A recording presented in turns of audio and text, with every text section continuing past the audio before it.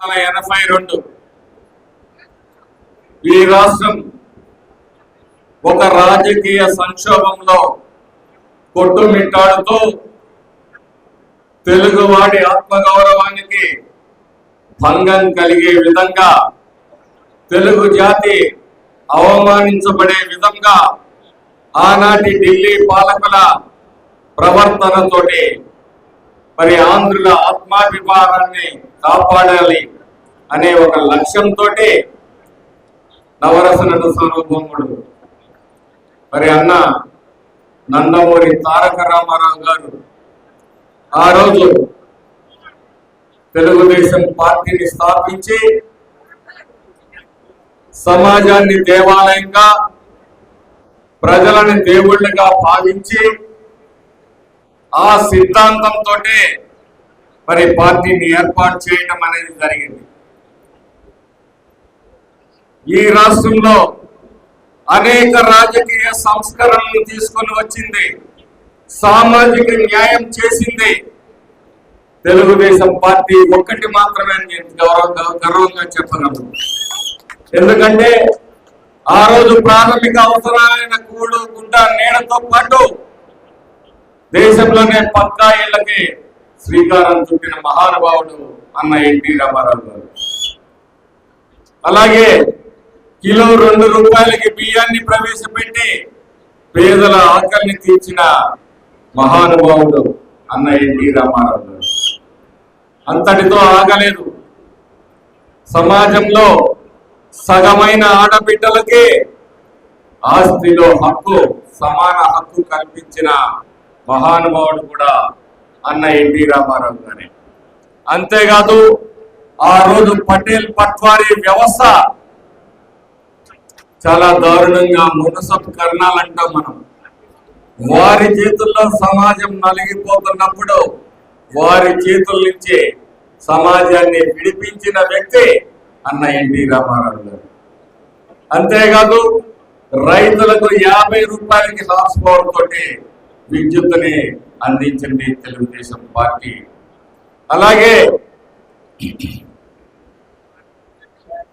చేయాలని చెప్పేసి తెలుగుదేశం నాయకులకు, కార్యకర్తలకు అందరికీ పిలుపునిస్తూ తెలుగుదేశం పార్టీ ఎప్పుడూ కూడా సామాజిక న్యాయాన్ని పాటించే పార్టీ.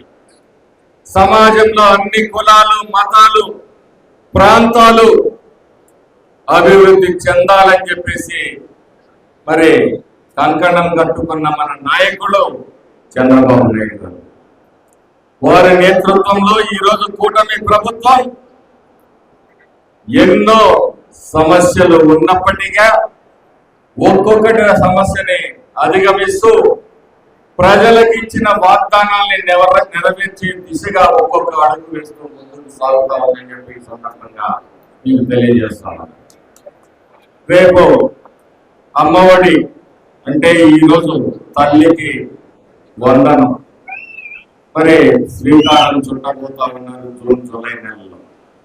అలాగే ఆగస్టు 15న మహిళలకు ఉచిత బస్సు ప్రయాణం గురించి మరి నిన్న ప్రకటన చేయడం జరిగింది. అలాగే రైతులకి కూడా మరి అన్నదాత సుఖీభవ కార్యక్రమాన్ని కూడా మరి శ్రీకారం చుట్టబోతున్నది రాబోయే మరి సీజన్ లో అని చెప్పి సందర్భంగా తెలియజేస్తూ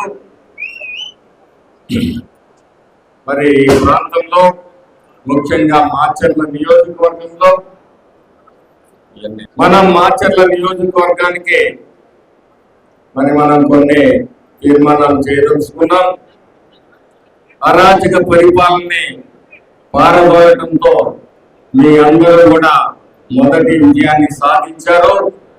మీరిచ్చిన స్ఫూర్తితోటి, మీరిచ్చిన ధైర్యంతో, మీరిచ్చిన విజయంతో రాబోయే రోజుల్లో అన్ని విధాలుగా వెనుకబడిన మాచర్ల నియోజకవర్గాన్ని మరి మిగతా వారి సరసన చేర్చే ఒక ప్రయత్నంలో భాగంగా మనం ఈరోజు మరి జేజేఎం మిషన్ ద్వారా గౌరవ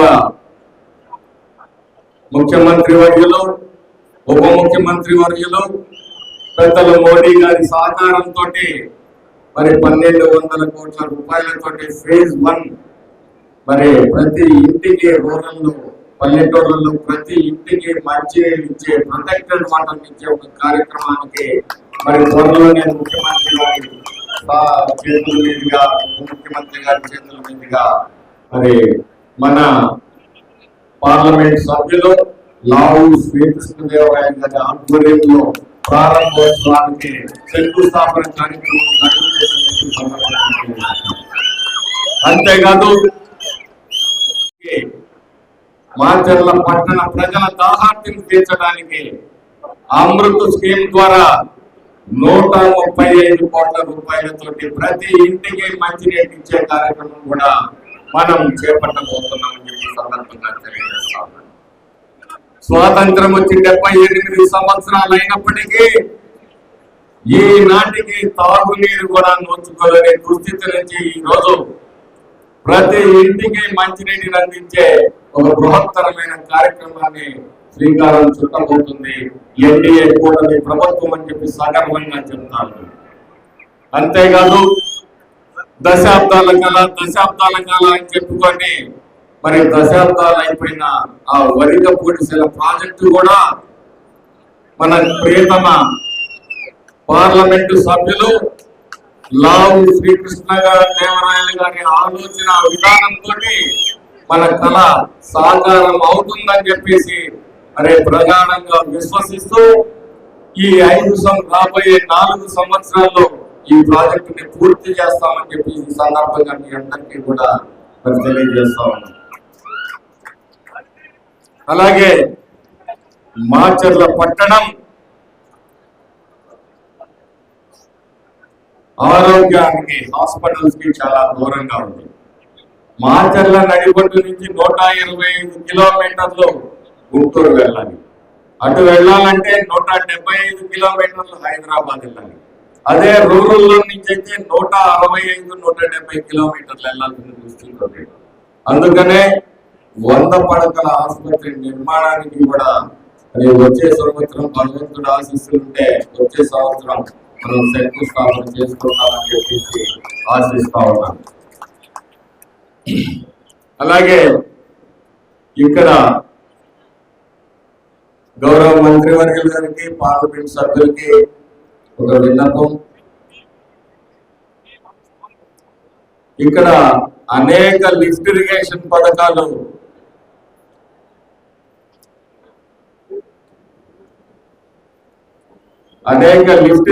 పథకాల్లో మూలనబడి ఉన్నాయి.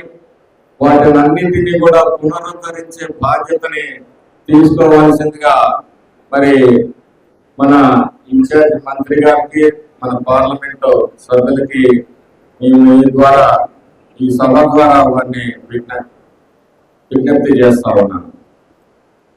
అలాగే ఈరోజు ఎంపీ గారు మండలాల్లో ప్రొక్లైన్ ఇచ్చి ముందు రోడ్లు డొక్కల్ని బాగు చేసుకోండి, దానికి మరి డీజిల్ మీరు రైతుల సహకారంతో ఇచ్చేసుకుని రోడ్లు డొక్కల్ని బాగు చేసుకోవడానికి మరి ప్రొక్లైన్లు ఏర్పాటు చేశారు. వారికి సభాముఖంగా ధన్యవాదాలు తెలియజేస్తున్నాను.